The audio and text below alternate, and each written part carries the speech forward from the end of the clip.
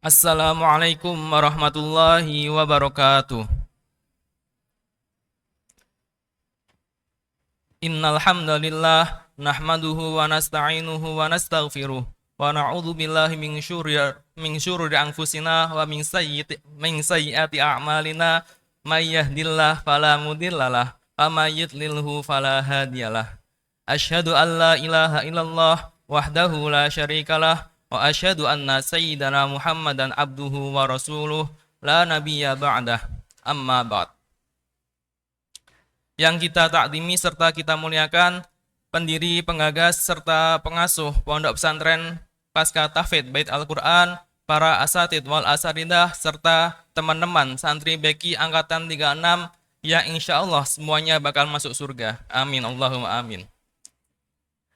Sebelum saya memulai kultum terakhir ini, saya mengingatkan kepada diri saya sendiri sekaligus teman-teman semuanya agar ketika kita masuk masjid, jangan lupa kita untuk berniat i'tikaf.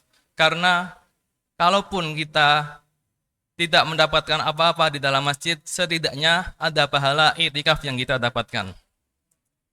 Teman-teman serta hadirin yang berbahagia, di dunia yang serba modern ini, kita terbiasa untuk praktis serta instan, apalagi dalam hal jual beli serta transaksi.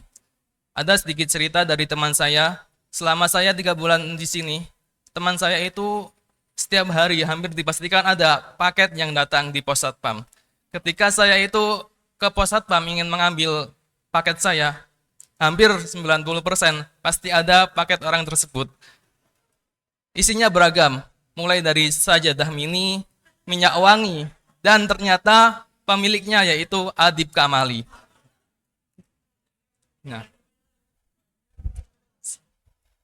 sebenarnya berbicara tentang jual beli serta berbisnis itu sudah ada lama sejak zaman Nabi.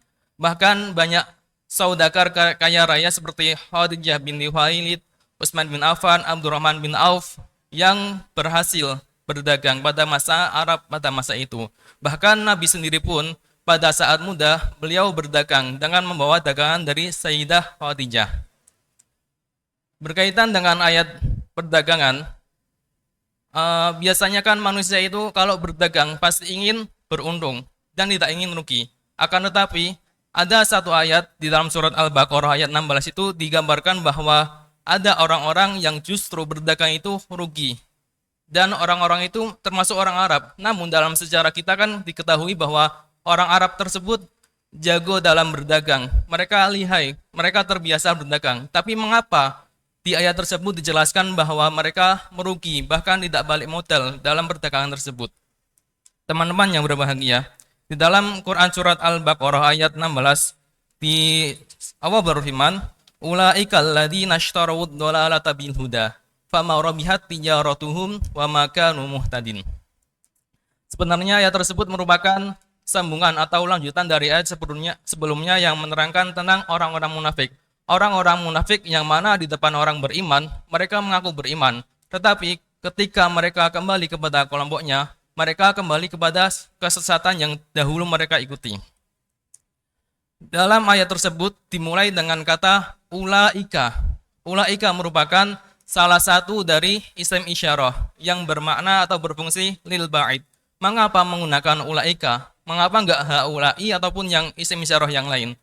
Abi Quraisyihab dalam kitab tafsirnya, Tafsir Munir, menjelaskan bahwa penggunaan ulaika dalam kitab tafsirnya, Tafsir Al-Misbah, menggunakan ulaika sebagai isyarat jauh, bukan sekedar jarak fisik, tetapi menunjukkan bahwa kesesatan mereka sudah sangat jauh merasuk ke dalam jiwa mereka. Seolah-olah Al-Quran ingin menggambarkan mereka telah jauh dari cahaya petunjuk dan semakin tenggelam dalam kemunafikan. Nah, ayat selanjutnya yaitu ada kata ishtarawud dhalalata bil huda. Ishtarawu secara bahasa berarti membeli, tetapi maknanya dalam konteks ini yaitu menukar. Akar kata dari ishtarawu merupakan syara yang bermakna menjual atau melakukan transaksi. Kalimat tersebut menggambarkan bahwa kaum munafik pada saat itu memakai pakaian keimanan ketika mereka di depan orang-orang mukmin. Akan tetapi mereka kembali memakai pakaian kesesatan ketika mereka bertemu dengan kelompoknya. Penukaran ini ishtaru diibaratkan sebagai jual beli yang menunjukkan bahwa mereka melakukannya dengan kesadaran dan kerelaan, bukan karena keterpaksaan. Jadi mereka dengan sadar, dengan penuh kesadaran mengakui bahwa mereka itu sebenarnya cuma berpura-pura beriman di depan orang-orang mukmin. Akan tetapi sebenarnya pada dasarnya, di belakangnya mereka tetap kafir, akan tetapi mereka menyembunyikannya, dan itu merupakan salah satu tanda-tanda orang munafik. Nah, akhir ayat ini ditutup dengan kata fama rabihat tijaratuhum wa ma kanu muhtadin. Allah menggunakan istilah perdagangan untuk menggambarkan kehidupan manusia. Setiap pedagang tentu berharap keuntungan. Namun Allah menegaskan bahwa perniagaan mereka tidak menghasilkan keuntungan sedikit pun.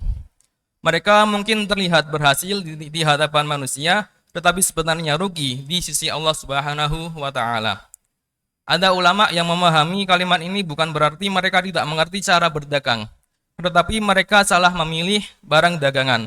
Bahkan mereka rugi dalam perdagangan tersebut karena kehilangan modal utama dari perdagangan tersebut. Modal utama yang dimiliki setiap orang ialah fitrah kesucian ataupun hidayah. Nah, padahal seharusnya dengan modal hidayah tersebut, mereka dapat memanfaatkan untuk memperoleh keuntungan berupa amal-amal soleh. Tetapi, jangankan sekedar memperoleh keuntungan, modal mereka pun lenyap karena keimanan tidak menghiasi jiwa mereka. Dari ayat ini bisa kita ambil ibrah bahwa jangan sampai kita tukar iman kita dengan hawa nafsu. Jangan sampai kita tukar iman kita dengan kenikmatan yang sesaat dan sementara. Ayat ini mengajarkan bahwa kerugian terbesar bukan kehilangan harta, tetapi kehilangan penuju Allah yang Maha Kuasa. Semoga Allah selalu menjaga hati kita agar hati kita tetap istiqomah dan tidak menjadikan kita termasuk orang-orang yang merugi dalam kehidupan dunia yang sementara. Sebelum saya tutup pada siang hari ini, ada sedikit nasihat yang pernah saya dengarkan dari seseorang random di jalanan. Bunyinya begini, teruslah berbuat baik, walaupun orang lain tak menganggapmu baik. Karena tujuanmu bukanlah pujian dari manusia, akan tetapi ridho dari Allah yang Maha Esa.